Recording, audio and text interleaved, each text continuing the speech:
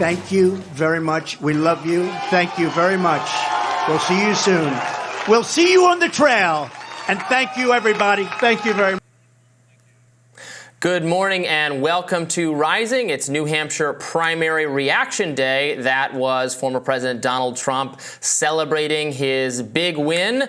Good morning, Brianna. Good morning, Robby. Should we get right into it? Let's get into it. In a surprise to perhaps no one, President Donald Trump made away with half of New Hampshire voter support yesterday, trouncing his only remaining primary opponent, Nikki Haley, by nearly 14 points. Haley, nonetheless, showed no signs of slowing down her campaign while speaking to supporters after her loss.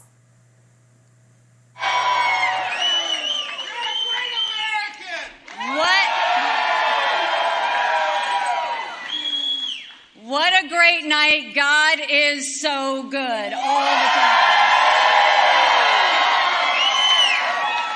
Thank you, New Hampshire, for the love, the kindness, the support, and a great night here tonight. Thank you so much. New Hampshire is first in the nation. It is not the last in the nation.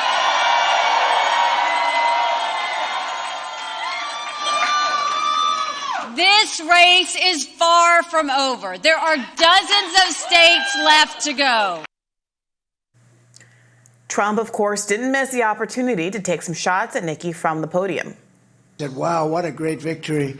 But then somebody ran up to the stage all dressed up nicely when it was at 7. But now I just walked up and it's at 14. But she ran up when it was 7. And, you know, we have to do what's good for our party. And she was up and I said, wow, she's doing like a speech like she won. She didn't win. She lost. Now over on the Democratic side of things, President Biden bested his challengers and won the primary with 51% of the vote via a write-in campaign. We're going to take a deep dive into how Biden supporters pulled that off with the help of a super PAC with Alex Salmon from Slate later in the show. For now, we want to get into this clip of Dean Phillips, who earned 19% of the Democratic vote last night. He let his party have it over their treatment of Trump supporters. We have a crisis of participation. And I got to tell you guys, I went to a Donald Trump rally a couple nights ago. Never been to one. I had an event across the street. I saw the line of people waiting in the cold for hours. And I thought, what the heck? You know, I'm going to be a leader who actually invites people, doesn't condemn them. Met probably 50 Trump people waiting in line. Every single one of them, thoughtful, hospitable, friendly. All of them so frustrated that they feel nobody's listening to them but Donald Trump. A diverse crowd, people who had never been to a Trump event before. My party is completely delusional right now.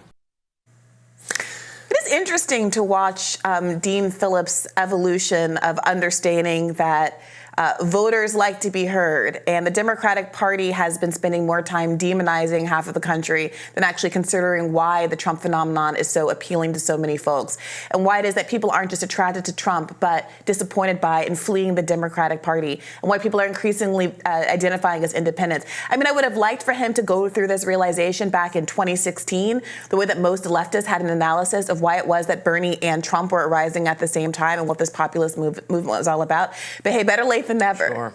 Yeah, we're going to get more into those results in a minute. Let's look at Nikki Haley, Donald Trump, last two on the Republican side. Look, Nikki Haley had an impressive showing, I guess. Obviously, she had a lot riding on New Hampshire. This was going to be the environment by far that was most favorable to her. It was where John McCain won, as I said the other day, in 2008. And Nikki Haley is very similar ideologically to John McCain.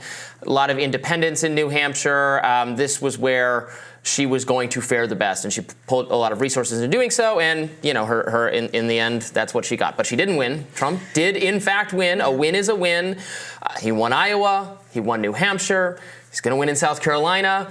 There's just no way you can spin this or look at this other than it's Trump's party, it's Trump's nomination. Well, here's how. Unless they take it away, unless the deep state takes it away from him. Well, here's exactly how you spin it. You do what Nikki Haley did, which is make your speech as early in the night as possible when the gap between you and Trump is as slender as possible.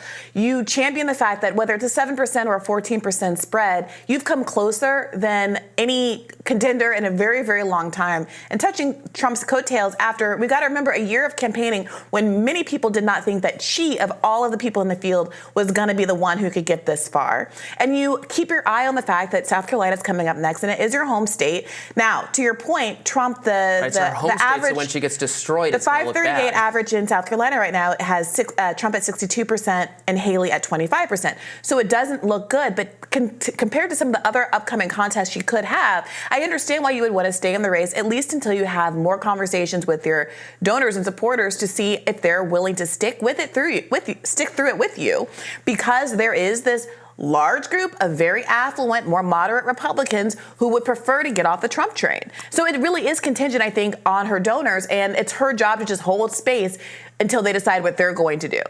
Yeah, look, it doesn't belong to Trump. She can stay in as long as she likes, and frankly, the elephant in the room being the prosecutions and the placing his name on the ballot matter, there's a better case than normal that you want someone else in the field in case that happens, although that happening would be it's crazy, squatting rights. But it could happen.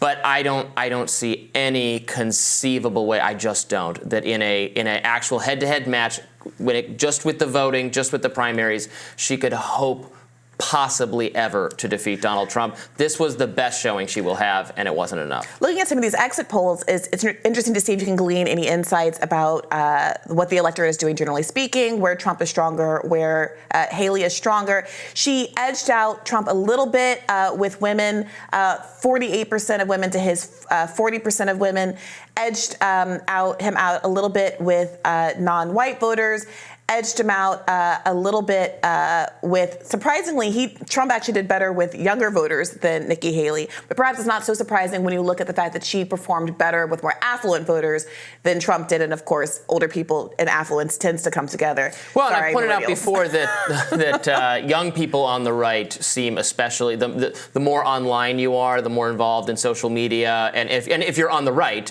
and you're very anti-wokeness, anti-DEI, those top, Vivek has a lot of support from those same people. That is not Nikki's crowd, so that doesn't surprise me. But the biggest factor that, of course, all of the Republicans are pointing to right now is the fact that Nikki Haley had 88% of voters that identified as Democrats to Trump's 5%, and only 25% of voters that identified as Republicans compared to 74%. She did get 60% of independents compared to 38%, but New Hampshire is a state where there are a huge number of basically Democrats who identify as independents.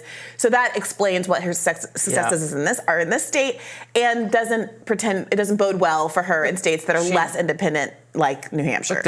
She would certainly be a very strong general election candidate. She gets a lot of independent support, some Democratic support. The polls show her beating Joe Biden by an even greater margin than Donald Trump beats Joe Biden. But in fact, Donald Trump is up over Joe Biden as well, and Donald Trump has not total control, but enough control over the Republican Party and enough love still from Republican primary voters that I don't see any way he's not the nominee at this point, other than interference from without. So that's largely the pitch she's going to be making heading into South Carolina. New ads are up. Alex Thompson over at, is he still at Politico? No, he's at Axios. Posted some transcripts of her new ads where you can get a sense of what her framing is. She's framing it as the choice that nobody wants, which is true based on polls, and nobody wants this 20 matchup between Biden and Trump again. She points to their age, says that she's a younger candidate, a stronger candidate. Not according to Don Lemon, but sure. Well, even he would acknowledge it as a relative metric. I mean, I saw an MSNBC panel last night where they observed that Bill Clinton, who hasn't been president for 25 years, is younger than both of the candidates that are likely to be the nominees in this cycle. Al Gore as well. Yeah. There's a lot of political figures from the 90s who are not so ancient as the two people who are just about guaranteed to be our nominees. So we will continue to pay attention to that. We'll have more to say on the Democratic side. Very interesting write-in campaigns going on. We'll tell you all about it. More Rising right after this.